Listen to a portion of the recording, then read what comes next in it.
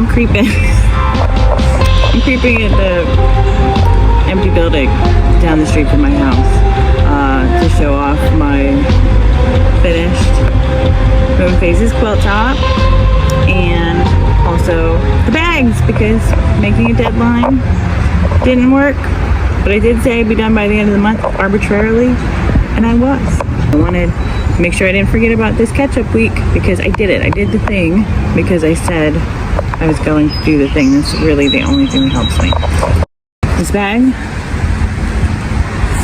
is the mini woolen wax by Noodlehead. This is the protected with clear gel medium. We're experimenting. This is mini woolen wax, very summery. This one will be available if anyone wants to buy it. It wasn't made for a purpose. So those two were just woolen wax. I was batch making some bags. So I get all excited at the beginning, cut a bunch, stall out in the middle towards the end. And that's what happened with this time. But we're done because I made a video. This is from a Moon Phases block. So the thing that's interesting to me about this process is that the weeks have been building. So Moon Phases week was the very first week on my YouTube channel, and it was about starting with intention. It just lined up. And then I thought of a quilt block to represent the phases of the moon, the full moon. I wanted to show that you could do it scrappy. So these are pretty wild fabrics. Tulip pink, Allison Glass. These are some my special fabrics. I don't know about other makers. I think that a lot of other makers have fabrics you buy but you don't cut into, so I thought it's important to use some of those. Not as much special, but just have had it for a long time, because I was going to make a dress at some point, and I think I donated most of it. I was like, well, it's on brand with the moon. I also made this tote. I forgot it in the car. It is a Moon Phases block as well, and has a Monstera print on the inside and lots of quilting on the outside.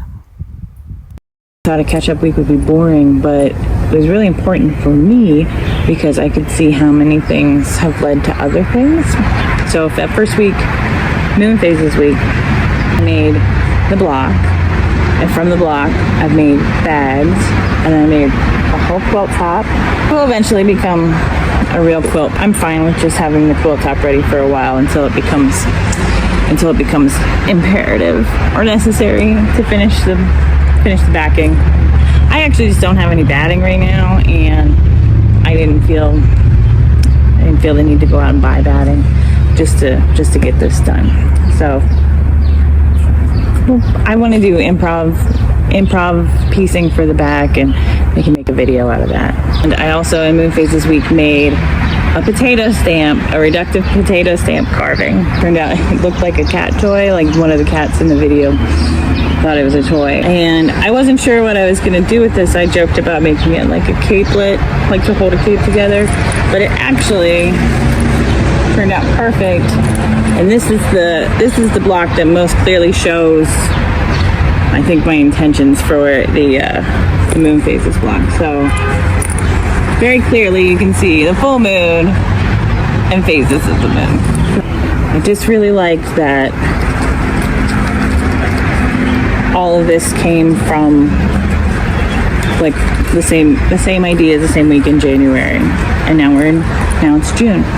I mentioned in my quilt top tutorial that it would make a really fast baby quilt, and so I think I'm gonna have to do that soon. And I do have a couple baby quilts that I have to make, so I might double up each new video and each new theme week.